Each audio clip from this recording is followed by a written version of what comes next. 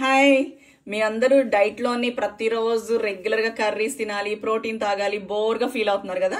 So మీకోసం ఈరోజు పన్నీర్ దోశ చేసి చూపిస్తున్నాను. ఎలా అంటే ఫస్ట్ కొద్దిగా కరివేపాకు, నెక్స్ట్ ఆనియన్, పచ్చిమిర్చి, కొద్దిగా సొరకాయని తురిమి పెట్టుకున్నాను, salt, next home made paneer అనమాట.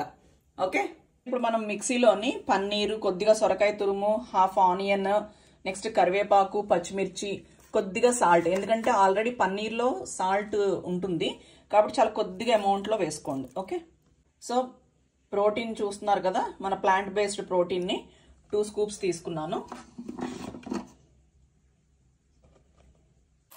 చూసారు కదా ఫ్రెండ్స్. సో మొత్తం మిక్సీ పట్టుకున్న పన్నీరు అవంతా కూడా ఈ సొరకాయ తురుము, మిగిలిన సొరకాయ తురుములో వేసేసి, మిగిలిన ఆనియన్ ముక్కలు, కొద్దిగా salt, okay, plant based protein powder వేసేసుకొని ఇట్లాగా, అంటే ఇంకా అసలు వాటర్ అనేది వేయద్దు. సో ఇట్లాగా ముద్దలాగా కలిపి పెట్టుకోండి. ఓకే, చూసారు కదా.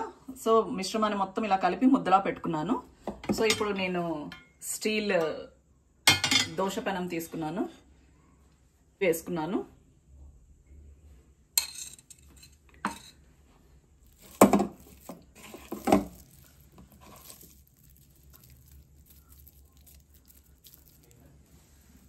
సో ఇప్పుడు పెనం మీద పెట్టి డైరెక్ట్గా మనం చేత్తోనే స్ప్రెడ్ చేసుకోవాలి. ఇది పన్నీర్ దోశ కాబట్టి ఖచ్చితంగా మీరు ఎక్కువగా స్ప్రెడ్ చేయొద్దు. మీరు చూస్తే గనక ఆటోమేటిక్గా అంటే అదే స్ప్రెడ్ అయిపోతుంది. ఓకే, చూడండి, నేను ఎక్కువగా స్ప్రెడ్ చేయట్లేదు, ఇంతవరకే చేస్తున్నా.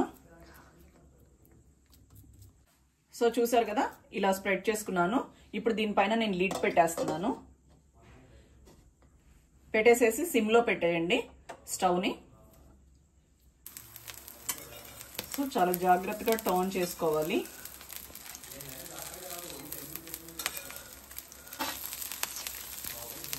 సో చూసారు కదా, చాలా జాగ్రత్తగా టర్న్ చేసుకోవాలి. చేసుకొని ఇప్పుడు ఇటువైపు ఎక్కువసేపు కాల్చుకోవాల్సిన అవసరం లేదు. 2 to 3 seconds ఉంచితే సరిపోతుంది. చూసారు కదా, ఇట్లా మనకు నచ్చిన కర్రీ కానీ, చట్నీ కానీ, కొబ్బరి పచ్చడితో కానీ చేసుకుని తింటే చాలా చాలా టేస్టీ పన్నీర్ దోశ రెడీ.